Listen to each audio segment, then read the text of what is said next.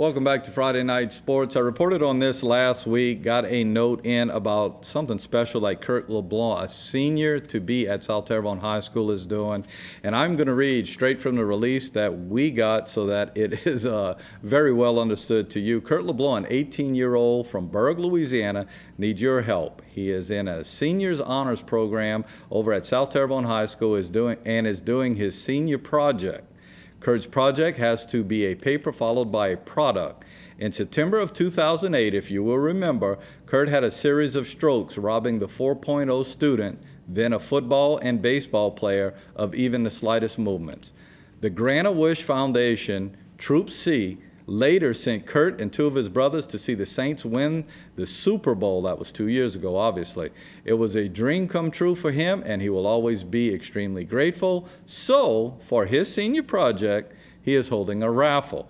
All proceeds will be going to Grant-A-Wish to help someone else's dream come true, just as Kurt's did. The drawing will be in April. The exact date is to be announced. Any donations for prizes would be greatly appreciated. Thank you so much for your efforts, and God bless. And you can see on the screen now, the Grant-A-Wish Foundation contact person is Officer Gilbert Dardar. You can actually write in to Mr. Dardar, Officer Dardar, if you want more information. Or you can email Kurt directly at kurleb10@yahoo.com.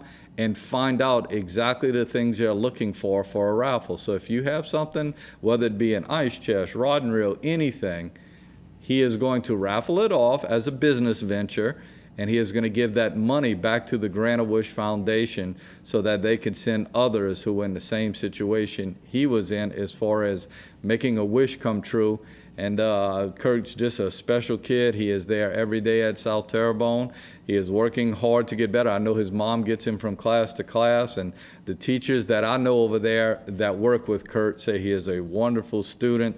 So this is just him trying to give back to the community and back to the Grant-A-Wish, and we certainly respect that, and we will pass on information as long as we possibly can. As far as they getting those raffle tickets printed up, maybe we'll donate some stuff ourselves. As a matter of fact, I'm thinking of doing that, getting something over to him so he can do that and give back, because he is very grateful for what happened to him. Do want to remind you that anything you see on Friday Night Sports is going to be archived. You can go to www.htv10.tv. Once again, that's www.htv.tv, and you will see on there a lineup, a menu that has sports on it. You click on sports and you can see Friday Night Sports in its entirety. Now, we don't post it until the Monday after the weekend. So, for example, tonight's show will be up there this particular Monday. Harley Cortez does a good job with that, and we want to keep passing that on to you, because we know when Friday Night Sports starts getting into the high school football season, there are folks who are going to want to see the replay of that. Again, www.htv10.tv, and you can see it. There's also lots of other features on the website. If you go navigating through, you can see that you could see us live, just in the event that maybe you have DirecTV or Dish TV. You can actually see us live. Lots of other features with sports.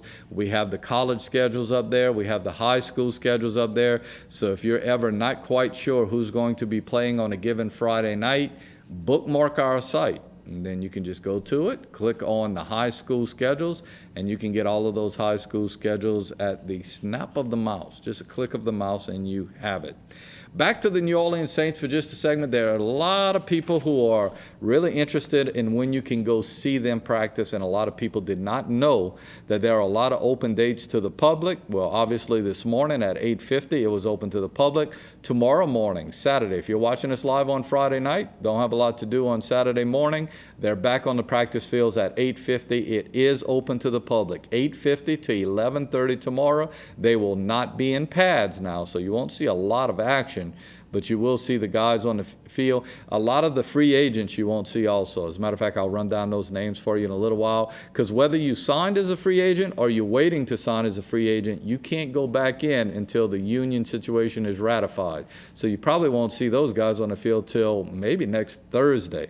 It's a long time. On Sunday morning, they're back on the field at 8:50. Monday morning, back on the field at 8:50. Wednesday morning, they do not practice. So that's your first day that they do not practice. Obviously, don't go out there on Wednesday. No media. The players are off. That is part of the agreement. So there are certain times that the players are going to get off because of the agreement that was made. Also, I got a call yesterday. Somebody asking me what time do they practice in the afternoon. Not hardly at all. Not until Monday, August 8th do they practice in the afternoon. There are no more two-a-days. Because of the agreement with the NFL, no more two-a-days. So it's a lot different than it was in the past. A lot different than it was in the past. Thursday on August 11th, obviously meetings. The next day they take on the San Francisco 49ers in a Louisiana Superdome. By the way, if you have not heard, they redid the Superdome. They said it is beautiful. They say that there are things you won't even recognize when you go into the Superdome. Looks like a totally new stadium, so I can't wait to see how that all looks. And then the second preseason game is on August 20th.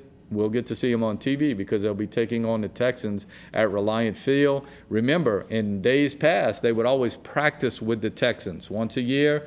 No longer. No more practicing with the Texans. I don't know if it's because of the lockout or because they're always getting in fights with the Texans, but they will not be practicing with the Texans this year. Just a recap on free agents that are not in for the Saints. So you won't see these guys because they're not re-signed at this point. And again, this is Friday night. They may sign over the weekend. Heath Evans, fullback, not re-signed. Jonathan Goodwin, good lineman, really need him, not re-signed. Roman Harper, a starter in the defensive backfield, not re-signed. But it looks good that they'll get Goodwin and Harper. Evans, is still a little bit on the fence. Some of the reserves that are not signed yet. David Thomas, tight end. Now, for my money, David Thomas can play tight end in most teams in the league. They have him listed as a reserve, but I think he's a little bit better than that. Also, Zach Strief, who is a offensive tackle. Zach Strief comes on the field when they kind of overload one side or the other. He's a good lineman. They really need him. Hopefully, he'll sign. Darren Sharper is not signed. And, of course, he's getting old, but it would be nice to have Darren Sharper back because he is somebody who the Saints really rally around. They do have Jonathan Amaya, they do have Darren Sproles, and they do have Will Herring. Those are going to be football players who are going to make that team and who are going to add to the team. They did re-sign, once again, this past week, Jermon Bushrod. He is the guy who covers the blind side of Drew Brees, so Drew Brees was an extremely happy guy. They did re-sign Lance Moore. Lance Moore is a terrific receiver. Drew Brees was extremely happy. Scott Shanley, who I think is a leader on defense, has re-signed at the linebacker position. Chris Reese, if you remember, Chris Reese is a guy who came up with the recovery on the onside kick in the Super Bowl. He is back. Jolan Dunbar is back. So is Lee Torrance. But a lot more guys that they have to sign. Also, they have 20 undrafted free agents in camp. A lot of those guys are going to make the practice squad. Maybe one or two might make the final roster. And hopefully somebody will really step it up and be extremely good from that group. And we mentioned it earlier, and it's worth repeating. Reggie Bush no longer a Saint. He is playing with the Miami Dolphins. I don't know how much time he's going to get there, but he thinks he's going to touch the ball a whole lot more there than he did with the New Orleans Saints. Unfortunately, if he's got to mix it up with Ronnie Brown and possibly Ricky Williams, isn't it ironic that Ricky Williams, who played for the Saints and won a Heisman Trophy, was dealt to the Miami Dolphins, and now years later, Reggie Bush, who played with the Saints and won a Heisman Trophy, is dealt to the Miami Dolphins, or if I didn't say that right, to the Miami Dolphins. And both of those guys probably underachieved in their careers. And if they didn't underachieve, they just were not ready for the NFL spotlight. Albert Haynesworth, we mentioned earlier, and Chad Ochocinco are both going to New England. So New England seems to be the Sebastian for Good Hope team as they take on all of these guys who had problems. Chad Ochocinco, obviously Ochocinco meaning 85. There is already a number 85 in New England. So Chad Ochocinco is putting out on social media that he's going to do whatever it takes to get number 85, being financially or monetarily. So the young man over in New England who has number 85, I think he's Fernandez, I think he's a tight end, good tight end for New England. He's probably got a bargaining tool and is going to get a lot from Ochocinco. Unless he changes his number, understand the only number in the 80s they have out there is number 89. So that would be interesting if Chad Ochocinco changes his number to 89 but keeps the last name Ochocinco. Why do you change your name to Ochocinco? Donovan McNabb is going to be playing for the Minnesota Vikings. Interestingly enough, I thought if Donovan McNabb went there and Sidney Rice stayed, they would be a power to be reckoning with.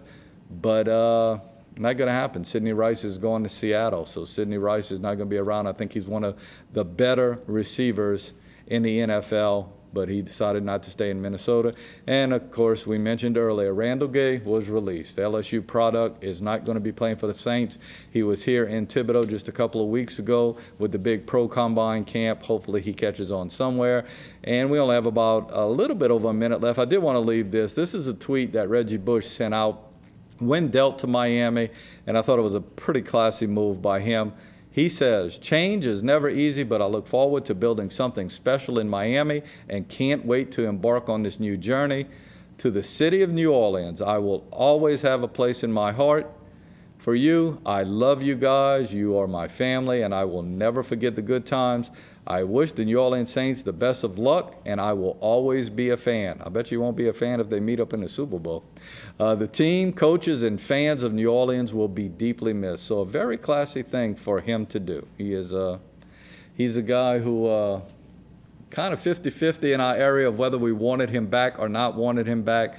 But just an opinion, Darren Sproles is a terrific football player. I was watching him about 3 years ago and was like, this guy is great. He played over at Kansas State, and I was thinking, he is small, but he can get it done.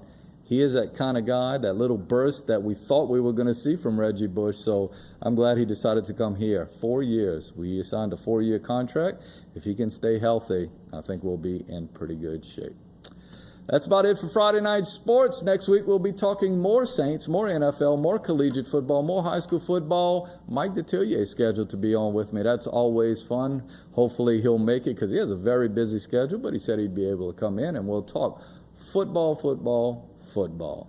That's it for Friday Night Sports. We'll see you next week. Hope you're here. Take care, everybody.